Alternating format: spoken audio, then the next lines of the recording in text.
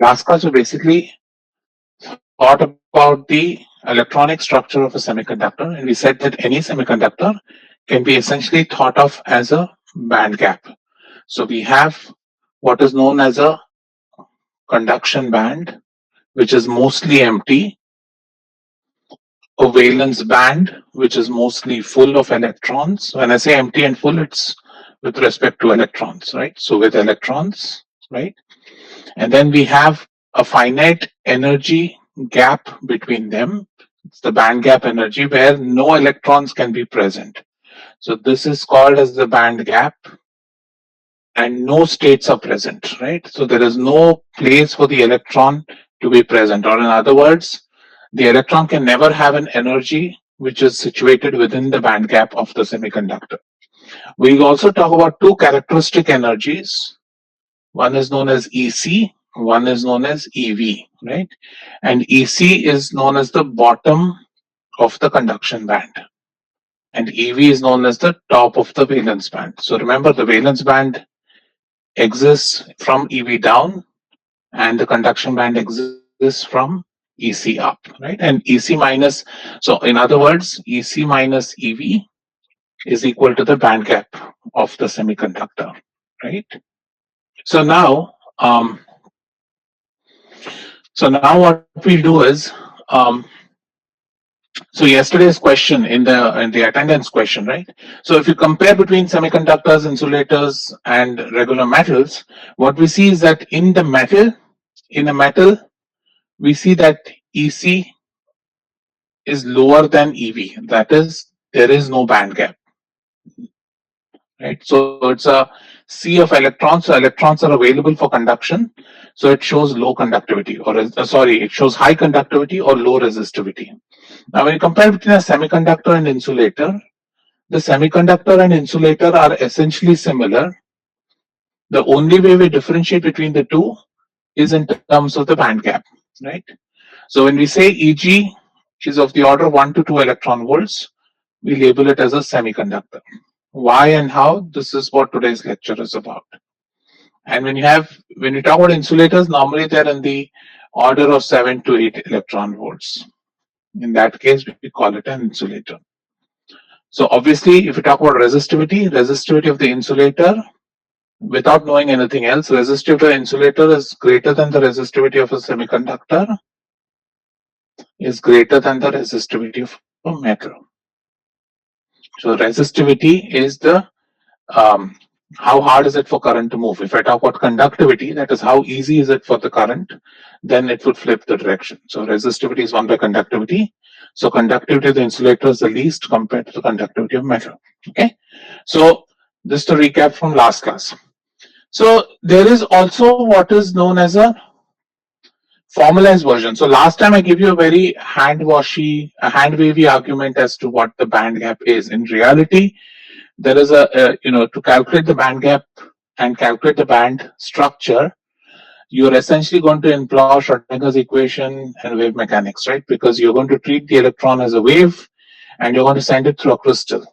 So this is not part of the syllabus, but for completeness, I'll put it here. So this is known as the Kronig-Penney model. This is one of the simplest models to study band structures of materials. And what that essentially means is, again, going back to crystal structure, right? Let's think about simple 1D crystal. So a 1D crystal is going to be characterized with a lattice constant, which is A, which is nothing but the spacing of electrons. So if I think about a lattice, which is a one-dimensional lattice, then the one-dimensional lattice essentially has atoms at every A, at a period of A, right? So it's a periodic structure. So what I want you to remember is the reason this is important because crystals are by definition periodic structures, right? And periodic structures means atoms are located at every fixed distance from each other. What does that mean? If I look at, remember, an atom is made up of a nucleus, right, which is a positively charged core, and then valence electrons. So if I think about the Coulombic potential as an electron is traveling through the system, the electron is going to see a huge attractive potential every time it encounters the nucleus of the atom. So what you see is that the electron is traveling in what is known as a periodic potential. right? So by the way we model the crystal is that we model the crystal as a bunch of atoms which are repeated after every lattice structure, which means that the electron sees what is known as a periodic potential. So, and also, so the key point to remember, that's why, understanding crystal structure is important, because you see that this periodic potential depends on this lattice constant, right? So depending if this lattice constant is large, then you're going to have larger separation between the individual nuclei. Now what that means in a 3D crystal, depending if the electron is moving in the 100 direction or the 111 direction, it's going to see different periodicity of the atoms, right? So if the electron moving along 100, it's going to see a different periodicity as opposed to an electron moving in the 111. So we just think about a simple cubic. So let's assume a simple cubic, right? In a simple cubic with a lattice constant A, in the 100 direction, the electron is going to see an atom every A meters. Whereas in the 111, how is it going to see? It's going to see an atom every how many centimeters? Anybody? Suppose an electron is traveling along the 111 direction. Is it A by root 3 or A into root 3? Yeah. So it's the dimension of the long diagonal, so it's going to be root 3A, right? So what you see is that depending on which way, so again, now what you're seeing is that depending on which way the electron is moving in the crystal, it is going to see a different periodic potential, right? Rishabh, you ask a right question, but I can pick my zero to be anywhere. So Rishabh asked, why shouldn't the potential be negative? Yes, it should be, but I'll pick a zero anywhere. So it's a matter of normalizing it. So what happens? The electron is basically interacting with this periodic potential in the lattice.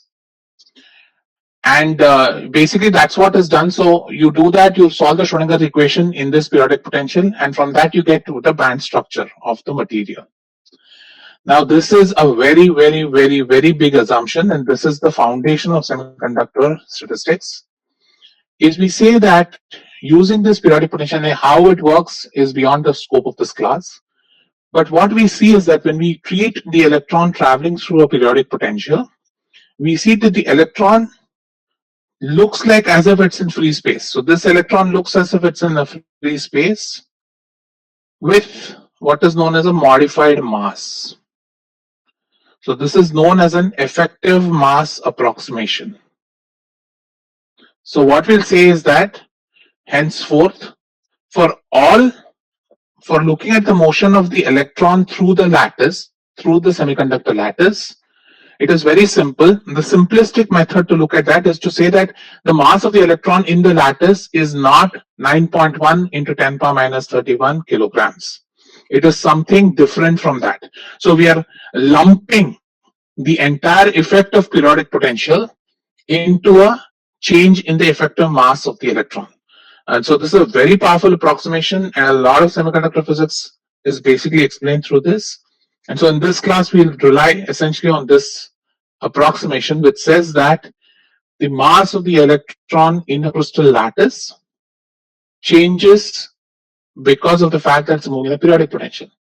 Now, what happens importantly, now you see that because of the fact that this periodic potential changes as a function of direction, mass is a function of the direction.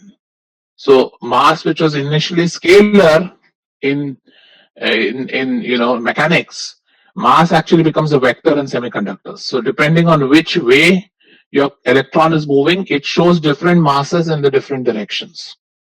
Okay. Again, Kopal asked, what is periodic potential? So periodic potential is happening because, remember, these are all different electrons. These are all different nuclei, right? So you're having a lattice which is made up of different atoms, which has a nucleus and valence electrons. So for any electron which is going to travel through this lattice, it is going to see nuclei at every distance of A. And so what it happens is, remember, the nucleus is a positively charged, right? So it is going to provide an attractive force to the electron. In other words, you think about it as reducing the potential energy of the electron there. So if you think about the potential essentially looks like a periodic function in space, and the period of that function is given by the lattice constant, right? So that's all it means when I say periodic potential.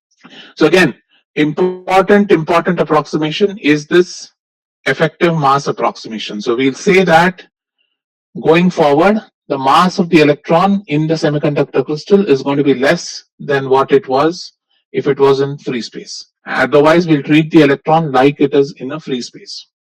So how does it look? So these are these are sample EK relationships of semiconductors. So Abhinav asked, want the valence electron. So Abhinav, we don't look at all that. We make it a very simple single electron system. That's the chronic penny model. Essentially approximates the semiconductor to an effective positive nucleus and a free electron traveling through it. So as you can add in all these complications, then becomes a Schrodinger equation becomes harder to solve. Okay. Rather, please look at the old notes. I'm not going to repeat crystal. We have done crystal enough of crystal geometry. So so this is how the EK diagram of a electron in a semiconductor looks like. So remember, in free space, we knew that our EK diagram essentially looked like this, right? It looked like a parabola. So this was our EK diagram in free space, right? And if you start looking at this now, what you see here is the way we think about EK diagrams is actually it's a 3D surface, but we don't look at all the possible directions of motion. We concern ourselves with two important directions in a FCC crystal, which is basically the 100 direction, the 111 direction. So those are the two important directions that we consider, and we look at the band structure along these two directions, right? Now, obviously, you see that the band structure is very complicated. It is not very simple just looking at different parabolas, right? So the band structure in reality is remember, it's a surface. It is not a 2D, it's a surface, and it's basically energy along a k vector, which is a three-dimensional vector, right? And so but again, what you want to remember here is, you see there are multiple profiles. If I look at silicon, right? If I look at silicon, there is one minima here, local minima here, and there is a grand minima right there. So generally what we call is that this we call as the bottom of the conduction band. So this is going to be a primary conduction band, not this one. This is not the conduction band in silicon. We're going to concern this as a conduction band, and this is the top of the valence band in silicon.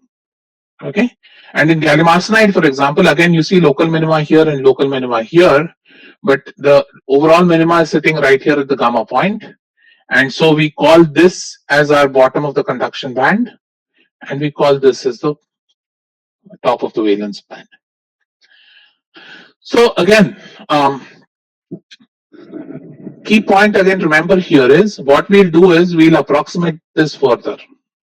Again, all these approximations are not really eventually important for understanding how devices work, but the second approximation that we'll do is we will look at energies which are close to the bottom of the conduction band. So energies close to the EC or EV. Right, so we only concern ourselves with electrons which are very close to the top of the valence band or close to the bottom of the conduction band, in which case we can approximate the bands to be parabolic, and that is essentially the effective mass approximation, right? Because for effective mass approximation, you need this relationship hold true. That is, you need E proportional to k squared. Only then I can extract an effective mass as the second order derivative of the EK diagram. So in this case, what we do is to get that parabolic ratio, and if you look at this generic figure, you see that it's not parabolic. So what we'll do is we'll break it into piecewise parabolic. We'll say that for small energy levels close to the conduction band minimum, I will treat this as a parabola, when in fact it's not a parabola, right? So that is the fundamental assumption we are going to make henceforth. So whenever we talk about an electron, we're going to talk about the effective mass of the electron, right? And the effective mass of the electron, always remember, is a function of the direction in which the electron moves, the crystal we are looking at, etc. Right? So all the chemical parts of nature of that atom is completely lumped into the effective mass of the electron. So effective mass of the electron is sometimes written as m effective star or m star or me star or mn star. You'll see multiple symbols. So all the modeling we spoke about right now, the Schrodinger's equation, the probability function, everything is lumped into this parameter, which means that your model is only good as what your assumption you're making here. So effective mass is a very powerful approximation, but then you have to be very, very careful about what these numbers have to be. The good part is most physicists have done this work for us. So at the back of your textbook, you have a ready-made table available for what is the mass of the electron in silicon, in germanium, in gallium arsenide, along the various directions. So it's just a matter of a lookup table to look up what the mass of the electron is. Okay. So again, just to repeat what all I've said. So again, remember at low energies, we treat the bottom of the conduction band to be parabolic. And so remember to get the mass, how do we define mass? We define mass is defined as h cross squared by the second order derivative from the band theory, right? And so now this is going to be a function of k if E is a function of k, right? But only in the parabolic case where E is just proportional to k squared does this become a constant.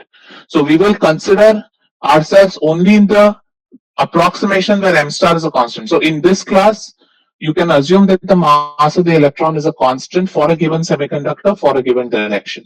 And so then what happens is once you lump everything into the effective mass, essentially your electron now looks like it's moving in free space, right? So that basically simplifies a lot of our understanding of how to engineer the devices, because now we have to just think of this as a regular electron that you would think about. You don't have to worry about the periodic potential, the chemistry of the atom, any of that sort. All that I'm just lumping it into this mass. And so this just goes through the entire derivation. So we talk about effective masses. As I said, you look at these different symbols for the electron effective mass. We'll talk about m star, me star, or mn star.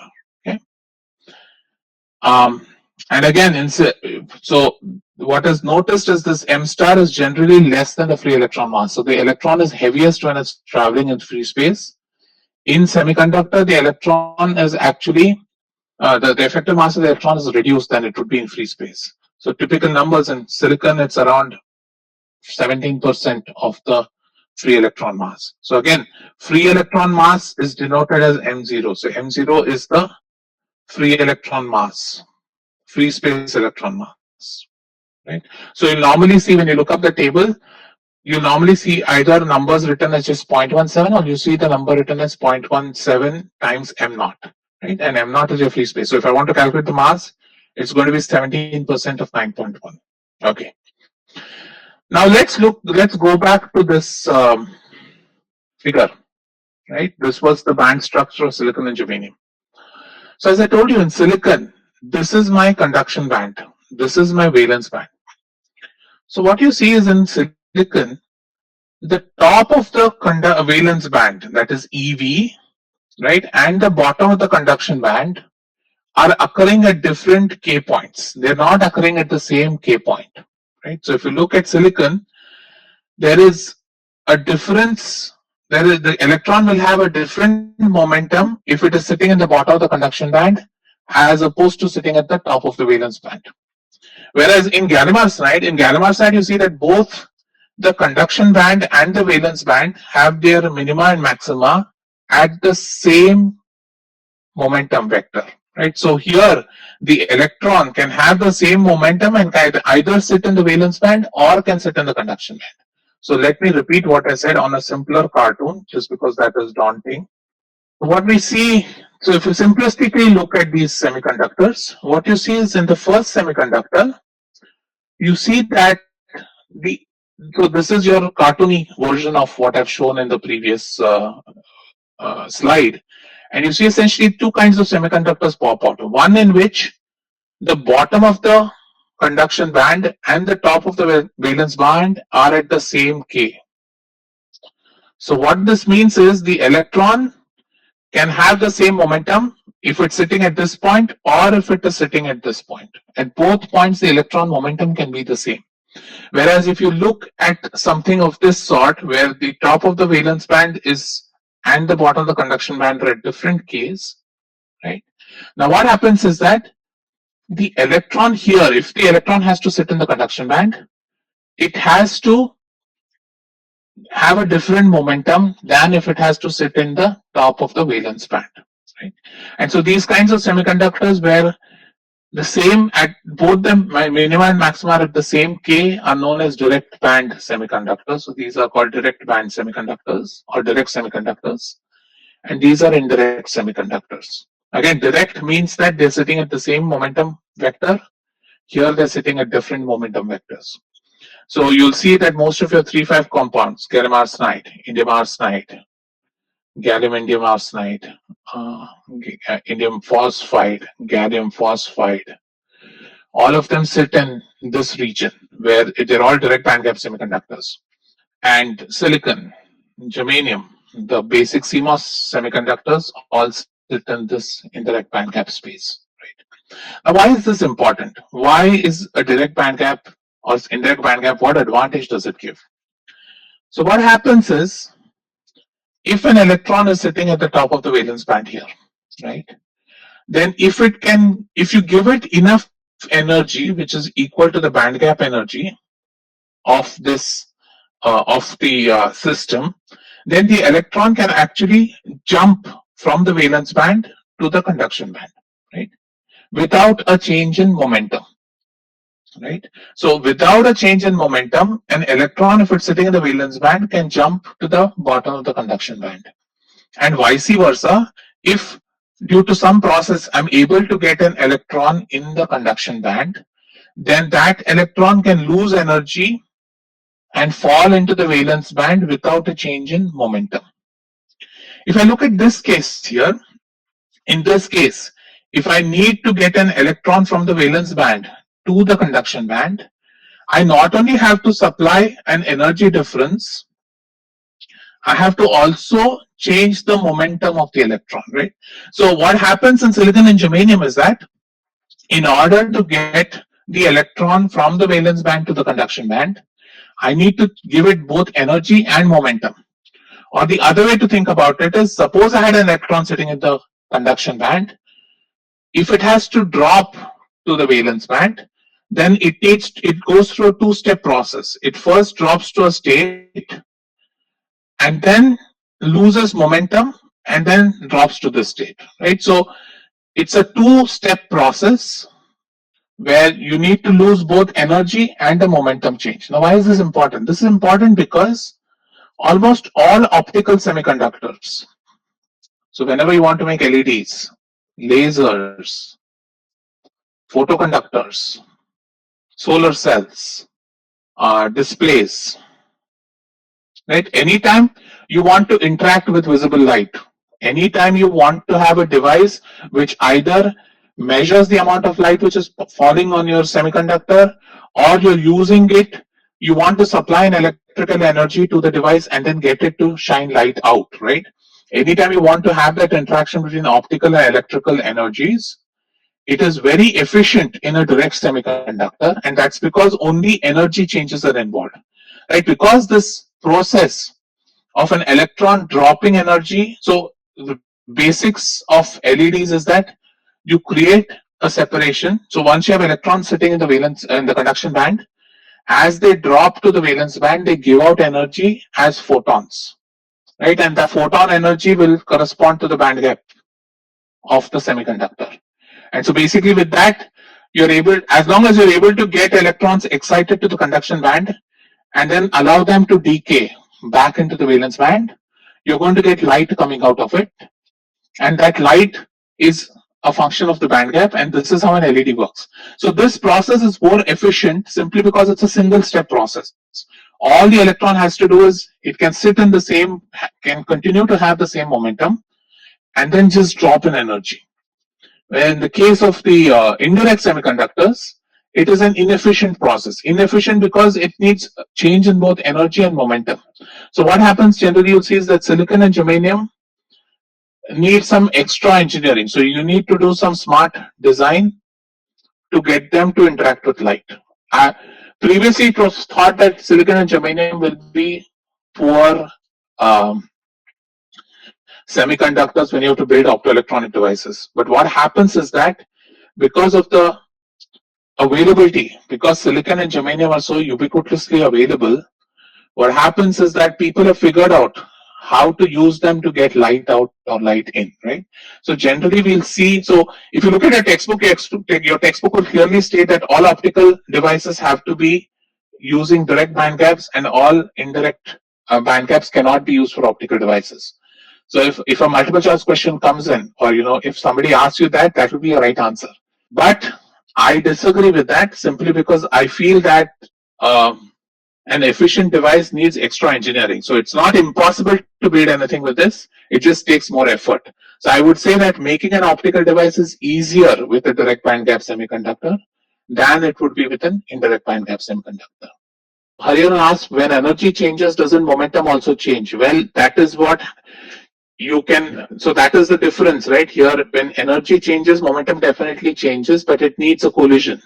So typically when we start imagining what happens in intrinsic semiconductors, we'll say that the electron will collide with the lattice and change momentum. So when the electron collides with the lattice, this energy, instead of coming out as light, comes out as heat. So what happens generally is, in whenever you think about processes like this, we invoke, so again, this is out of syllabus, you invoke what is known as phonons. So just like photons, which are a measure of a quantum of a packet of energy which is in light, phonon is a packet of oscillation which measures the heat of the crystal. So what happens in a process where the momentum change occurs is that the energy is not able to come out of light, but rather comes out as heat to the crystal. Okay, and hence it's an inefficient process when it comes to light. Again, these are very basics. I can spend an entire course. If you take an optoelectronics course, the entire course basically deals with this process, and you can spend like almost half a semester thinking about how do electrons and photons interact and how do you get them to have a better correlation, right? So again, for this class, I just wanted to know that semiconductors can also be classified into two types of semiconductors based on where the valence band and conduction band minima maxima lie, right? So based on that, if they're along the same momentum vector, we call it as a direct band gap semiconductor. It's easier to use that semiconductor for any light-related applications. Our regular silicon and germanium, which are the foundation of electronic devices, tend to be indirect, and so they generally don't play very well when you have to interact with light. Okay, so let's talk a little bit about how conduction occurs, right? So first of all,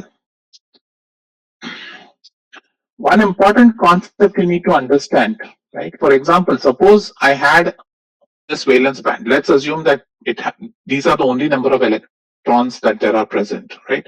So at time t equal to 0, what happens is all electrons are sitting in the valence band, right? So when all electrons are sitting in the valence band, now suppose, so you all know that to get current, I need to apply potential difference. So when I apply potential difference to an electron, it has to gain energy, right? If it's traveling along the potential difference. So if it has to gain energy, if there are no collisions the electron is going through, which means that the electron energy increases as it travels through potential, right? So if you think of it from an energy standpoint, the electron is gaining energy as it travels through potential difference, which means that for motion to occur, the electron has to go and find itself in another state which has a higher energy than its origin state. So for motion to occur, you need to have two different states with different energies, because you want the electron to interact with the potential difference, and that interaction, depending on which direction the electron is moving, it will either gain energy or lose energy. And as it gains energy, it needs to find another state which has a higher energy, right? So when you think about motion of electrons, always remember motion of electrons requires two states. You cannot talk about motion of electrons without talking about empty states, because the electron will leave this current energy state and move to an empty state, right? So now if I think about a band, right, and if I tell you that we don't have sufficient energy for the electron to jump over the band energy, right? If I tell you that, okay, there isn't enough energy for the electron to jump over the band energy, then essentially in a system like this, its resistivity is going to become very high, because even though there are a lot of electrons here, the electrons don't have any empty states to transition into. So what happens in this case is at t equal to 0, for example, in a semiconductor, the resistivity is very, very high. That is because all the electrons are sitting in the valence band, and the electrons don't have a different energy level to traverse into, right? Now what happens as I increase the temperature? As I increase the temperature, if I start giving an energy to the lattice, then essentially I start entropy kicks in. And what does entropy? Entropy is a sort of randomness in the crystal. And so what happens is you begin to see some bonds breaking. And when bonds break, what it means is that the electron is free from the valence band and actually finds energy to transition into the conduction band. Right? Now, when the electron is sitting in the conduction band, always remember, we don't draw states here, but the conduction band is a bunch of empty states, right? So if you think about it in a cartoon way, there are a bunch of states available in the conduction band, which means that the electron, if it has to travel in the potential difference, can quickly jump up to this state if it gains that much energy from the potential, right? And so once this state is available to it, so therefore the electron in the conduction band, we say, is contributes to conduction. That's why it's a conduction band. Because of the fact that the conduction band is mostly empty, when you have a few electrons in the conduction band, these electrons can gain energy and move to states with higher energy, which is essentially motion of the electron under an electric field. Right? So therefore, once I start increasing the temperature, so you can see that as I keep increasing temperature, more and more of these electrons will move from the valence band to conduction band, and these electrons contribute to conduction, right? Sorry. So these electrons contribute to conduction. So when we say that, so first thing, electrons in the conduction band contribute to conduction, right? So this is the first part of what is the charge carrier in an intrinsic semiconductor. Now let's look at what's left behind. What is left behind is a non-existence. So what is it? So non-existence of an electron, right? So what you see here is these empty spaces which were supposedly full of electrons, right? But now because of the fact that some electrons have gone from the valence band to the conduction band, I have these empty states. Now because I have these empty states, another electron can gain energy from the lattice and move into this state, right? For example, this electron can gain energy from the lattice and move into a higher state. So what happens is, because of these empty non-electrons present in the valence band, so again remember, in conduction band, electrons contribute to conduction. In the valence band, we have a non-existence of an electron that contributes to conduction. Everybody clear with this? This is an important concept I'm getting you guys to think about. That is, when you think about conduction, yeah. So when you think about conduction, right? So remember again, conduction requires two states, right? You need a state which is full of electron, and you need an empty state for the electron to transition into if it gains energy from the potential difference or it loses energy. So for now, let us just think about it gaining energy, right? So as the electron is traveling through potential difference, suppose it gains energy, then I need to, for the electron to move, I should ensure that it has an empty state for the electron to get into after the motion is complete. Right? Now in the conduction band, most of the conduction band is empty. So an electron can gain energy from the system and move to a different energy state here, and so contribute to conduction. So now that you understand that conduction requires two states, a filled state and an empty state, apply the same corollary. So again, at time t, at temperature t equal to 0, there were no empty states in the conduction band, right? So at t equal to 0, no empty in valence band, and conduction band was fully empty. So because the conduction band was fully empty, there was no free electrons to move. So there were a lot of empty states, but there were no electrons to transition into the empty state, so there was no current. And also here, these electrons didn't have any empty states to transition into, so they were not contributing to current. Now, when I've increased the temperature of the system, some electrons manage to sneak out of the valence band into the conduction band. So once they are in the conduction band, they see a lot of empty states to transition into. So an electron in the conduction band can move freely. Now what happens is you also have, because these electrons have transitioned into the conduction band, what they've left behind are not electrons. That is, they've left behind empty states, right? They've left behind empty states in which an electron can transition into. So these empty states are called as holes, right? So for every electron that transitions from the valence band into the conduction band, it leaves behind one hole.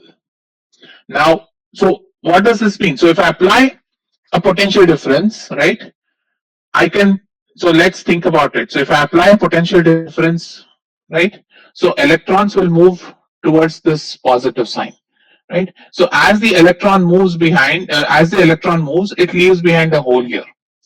Now, so these are conduction band electrons. Conduction band electrons will move, right? What happens to the valence band electrons? Valence band electrons will jump in to satisfy the hole, right? So other electrons will jump in to satisfy the hole. Or in other words, you can think about the hole moving in the same direction as a positively charged particle. So what you think about is holes are positively charged particles and electrons will be negatively charged particles, right? Now, suppose, so basically what you're seeing now is that at any temperature greater than 0, I have created two kinds of charge carriers. So again, remember, in a semiconductor, there are two kinds of charge carriers. There is a negatively charged carrier, which is our friend, the electron. But because of the fact that we have two bands, right? So electron motion is generally associated with the conduction band, right?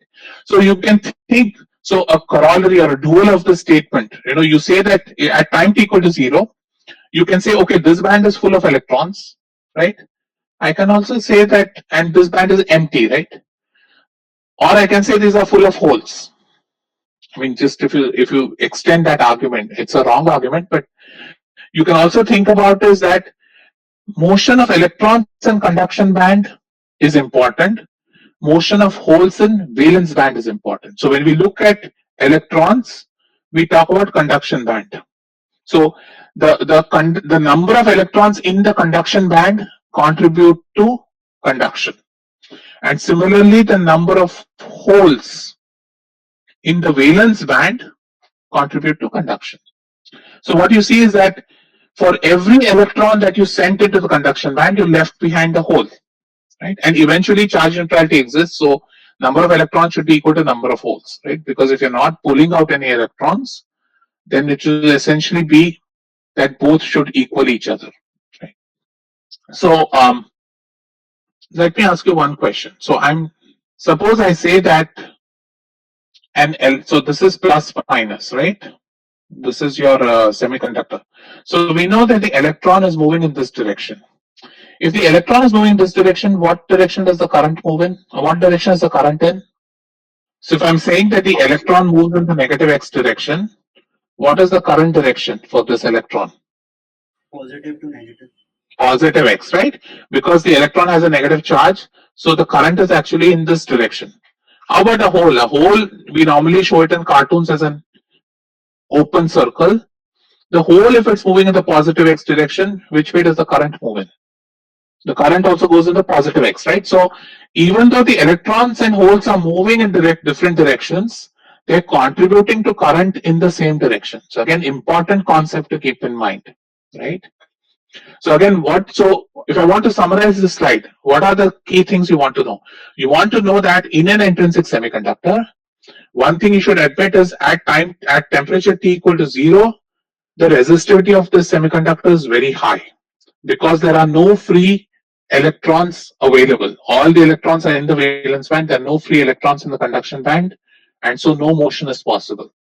When I start increasing the temperature of the system, some electrons kick in from the valence band into the conduction band. So the electrons present in the conduction band essentially can move because there are a lot of empty states and they contribute to conduction.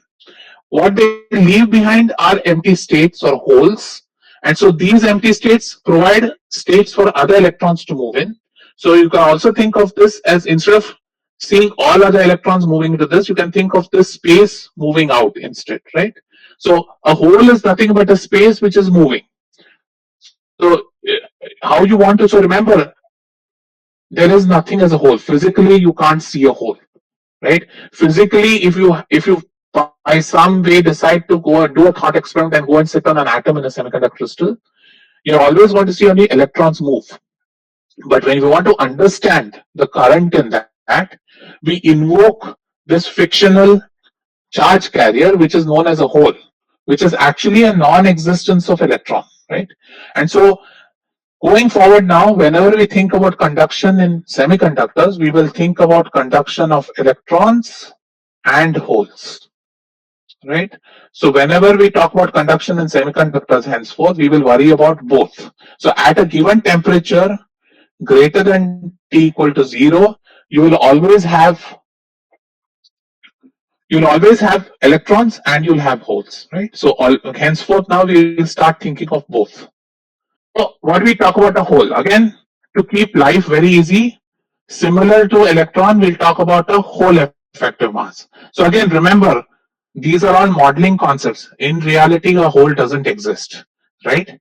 So the hole is an absence of electron, but it is also treated quantum mechanically. So we talk about a hole effective mass. What is generally seen is that, again, this is very hard for me to discuss in this very basic class, but keep in mind that holes generally tend to be heavier than electrons. So if they generally tend to be heavier, then you'll see that they will move slower than the electron, right? Which means that they will contribute less to the current, right? Because they're going to move slower than the electron. And again, we'll talk about a mass. But remember, in reality, this hole, if you look at the very basic thing, the hole is a non-existence. So the mass is a fictional quantity. But again, forget about all this. Once I finish this lecture, from now on, you talk about electrons. We'll talk about electron and hole. Each will have a mass me and a mass mh, right? So going forward, we will say that we have positive carriers and negative carriers. The positive carriers are the holes, the negative carriers are the electrons. And so typically, like in silicon, for example, the electron mass is 0.7. The hole somehow works to around 0.85. So hole is pretty substantially heavier than the electron. Okay. Sir, Huh. why would the electricity depend on the speed of the hole and the electron and not on the number of electrons and hole? Yeah, we will talk about it once we do mobility. So just hold off till we get there. Okay. So we'll talk about, so now we'll also think about two other things. So first one is what is known as an intrinsic semiconductor. That is a semiconductor which is made up of a pure chemical.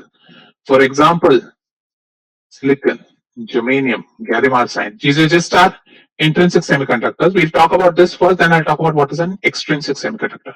So an intrinsic semiconductor, these individual atoms sit at lattice points, right? And so if you think about its band diagram, it is essentially EC, EV with a band gap between them, right? And so what is important is that, remember, this is full of electrons at time t equal to 0, right? Valence band is full of electrons and conduction band is empty. Now at any other time, at other temperatures, what happens? Every time an electron goes up to the conduction band, it leaves behind a hole, right? So what you have to remember, at any temperature which is greater than t equal to 0, the number of electrons should be equal to the number of holes. So because a hole is created because an electron has jumped the band gap, right? So logically it means that every time you create an electron, you leave behind a hole, right? So for an intrinsic semiconductor, right? And we'll do extrinsic, then you'll understand. So for an intrinsic semiconductor, the number of electrons is equal to the number of holes, and we call this number n intrinsic. So n is the number of carriers and subscript I. So this is the intrinsic. You'll sometimes hear this word, intrinsic carrier concentration. So for example, in silicon at 298 Kelvin, which is room temperature, Ni, that is, you have 1.1 into 10 power 10 electron holes per semiconductor. So we also talk about sometimes what is known as an EHP, or an electron hole pair. Because again, remember, every time you create a hole, it is because an electron has gone to the conduction band, right? So you always create electrons and holes in pairs. And that is important because charge neutrality has to be maintained. Eventually, the number of electrons and number of holes have to be equal to each other, because otherwise you're creating a charge separation, but that charge separation ultimately has to be neutral, right? So what you see is n. So for a given temperature, n of electrons equal to n of holes is equal to Ni. And this is a big function of temperature, right? So as I increase the temperature, I'm going to create more and more electron hole pairs, which means that I'm going to increase the concentration of the electrons and holes. So again, we'll talk about this in the next class, but so remember that Ni is a function of temperature.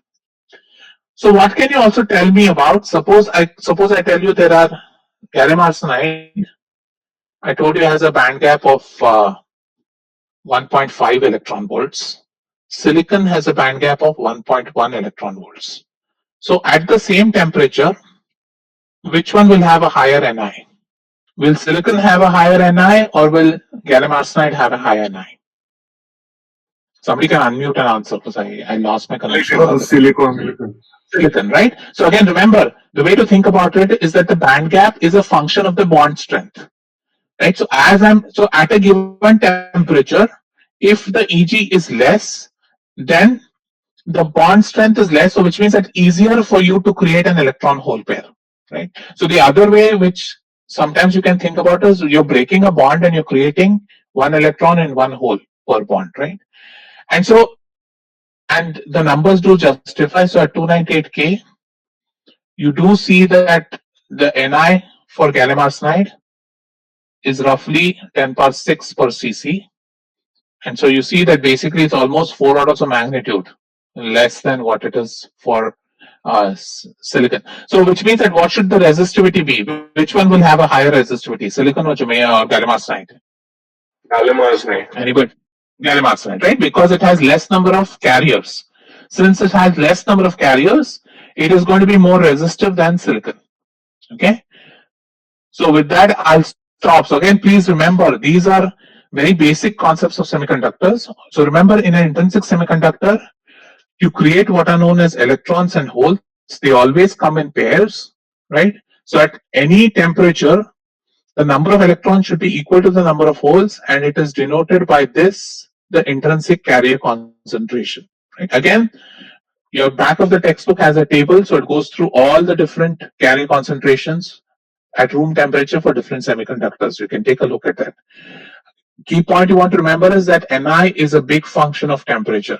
We'll keep coming to this again and again because this will impact our circuit design very much later in the course when we start doing circuits, right?